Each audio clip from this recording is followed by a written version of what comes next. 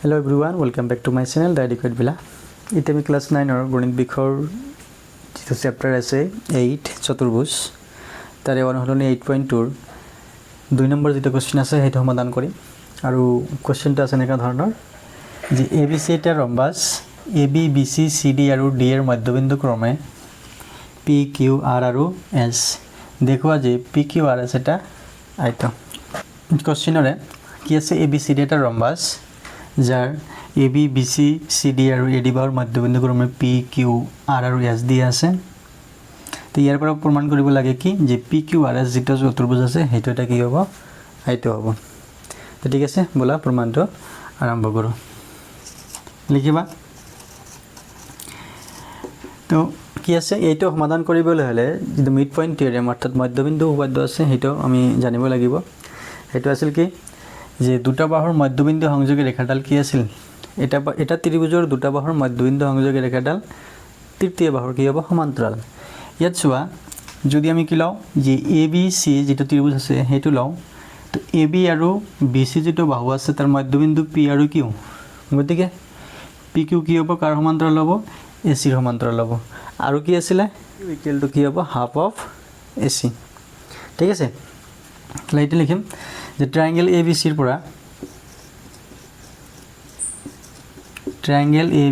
পৰা কি পাম যে AB আৰু BC বাহুৰ মধ্যবিন্দু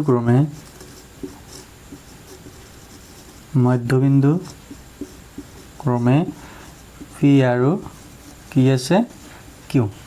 গতিকে ইয়াৰ পৰা আমি কি লিখিব পাৰিম যে PQ টো কাৰ সমান্তৰাল হ'ব AC আৰু কি লিখিব পাৰিম যে PQ equal to half of AC এইখিনি আমি মধ্যবিন্দু উপপাদ্যৰ পৰা পাওঁ গতিকে এটা নাম্বাৰ দিয়া ধৰি লও এইটো 1 আকৌ ADC ত্ৰিভুজৰ AD আৰু CD বাহুৰ মধ্যবিন্দু কি আছে S আৰু R গতিকে এইটোৰ নিচিনা এইখিনিও লিখিব পাৰিম লিখা যে আকৌ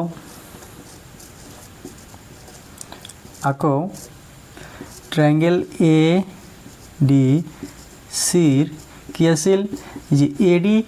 AD আৰু BC বাহুৰ মধ্যবিন্দু S আৰু R AD আৰু BC বাহুৰ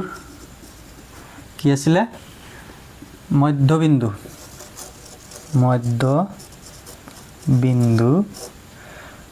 কি আছিল ক্ৰমে S আৰু R গতিকে ইয়াৰ পৰা আমি কি লিখিব পাৰিম যে SR যেটো বাহু আছে এটো কাৰ সমান্তৰাল হ'ব AC বাহুৰ সমান্তৰাল আৰু SR ইকুৱেল টু কি হ'ব হাফ অফ AC তেকিন লিখা যে গতিকে যে SR সমান্তৰাল কি হ'ব AC আৰু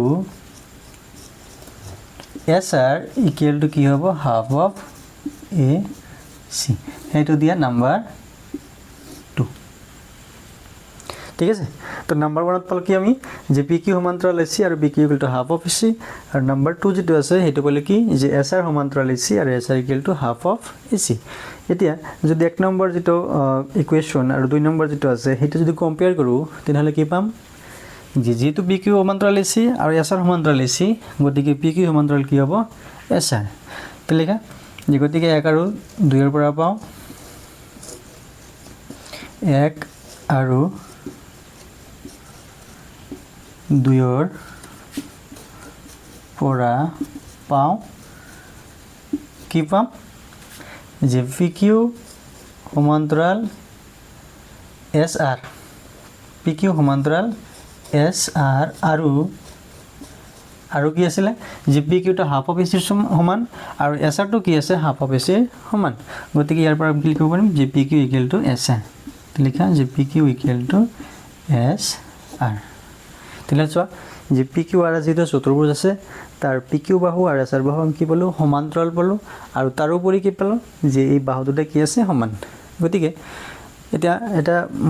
কথাটো মনত কৰিবা যে এটা চতুৰ্ভুজৰ যদি বিপৰীত বাহু সমান আৰু সমান্তৰাল হয় তেনে চতুৰ্ভুজটো কি কোৱা হ'ব সমান্তৰিক আৰু যেহেতু পি কিউ আৰ এছৰ এজৰ বাহু কি পালোঁ আমি সমান আৰু সমান্তৰাল গতিকে পি কিউ আৰ এছ চতুৰ্ভুজটো এটা কি হ'ব সমান্তৰিক লিখা therefore যে পি কিউ আৰ এছ চতুৰ্ভুজটো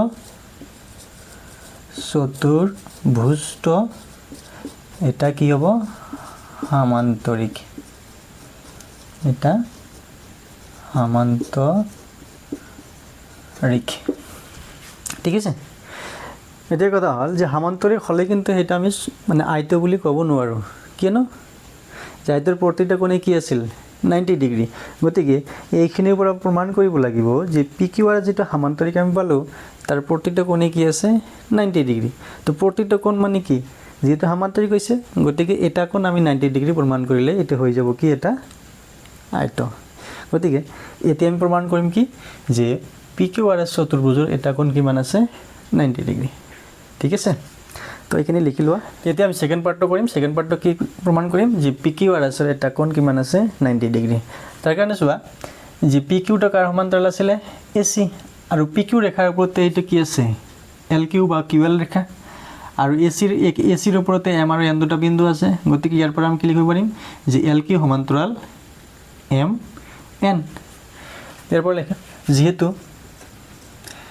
যে পি কিউ সমান্তৰাল এসি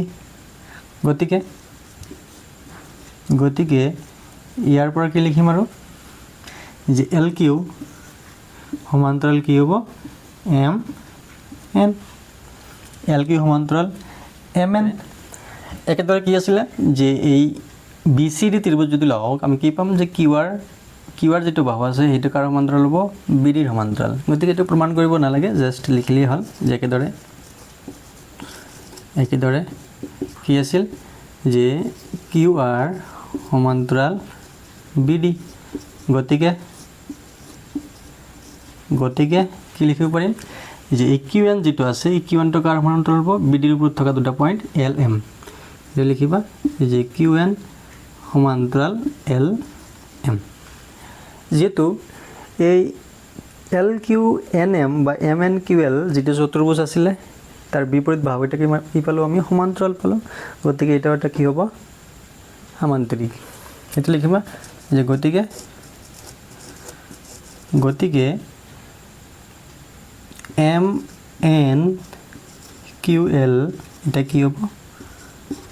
সমান্তৰিক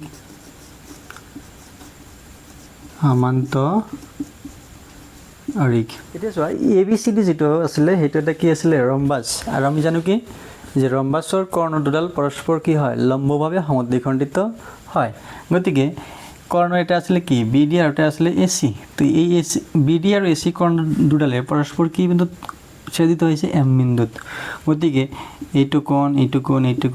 কি হ'ব 90 ডিগ্ৰী হ'ব গতিকে ইয়াৰ পৰা আমি কি লিখিব পাৰিম যে এল এম এন যি কোণটো আছে সেই কোণটো কিমান হ'ব 90 ডিগ্ৰী এটা লিখিবা যেহেতু কি লিখিবা যে ৰম্বাসৰ কৰ্ণ দুডাল লম্বভাৱে কি হয় সমদ্বিখণ্ডিত হয়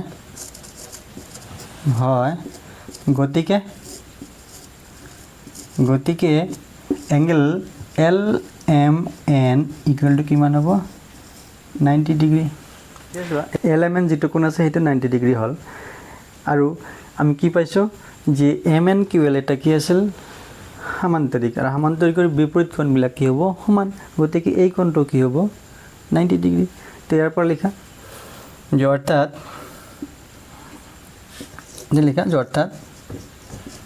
কি যে এংগেল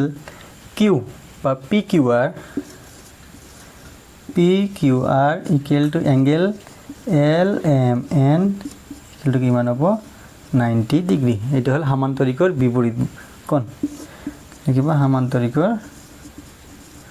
সমান্তৰিকৰ বিপৰীত কোণ কি হ'ব সমান বিপৰীত কোণ সমান যে পি কিউ আৰ এছ এটা সমান্তৰিক আছিলে আৰু তাৰ এটা কি কোণ আছিলে যে কিউ কোণ যেটো আছে সেইটো আমি কি পালো 90 ডিগ্ৰী পালো তো কিউ মানে কিউ 90 ডিগ্ৰী হলে কি হ'ব এছ কোণটো 90 ডিগ্ৰী হ'ব আকৌ এই বাহুবিলাক সমান্তৰাল গতিকে এই দুটা কোণৰ যোগফল কিমান হ'ব 180 এইটো 90 ডিগ্ৰী হলে এইটো 90 ডিগ্ৰী হ'ব আৰু তাৰ সন্মুখটো কি হ'ব 90 ডিগ্ৰী অৰ্থাৎ চাৰিটা কোণে আমি কি পাম 90 ডিগ্ৰী গতিকে পি কিউ আৰ এছ তেতিয়াতে কি হ'ব আয়ত লিখা যে যেহেতু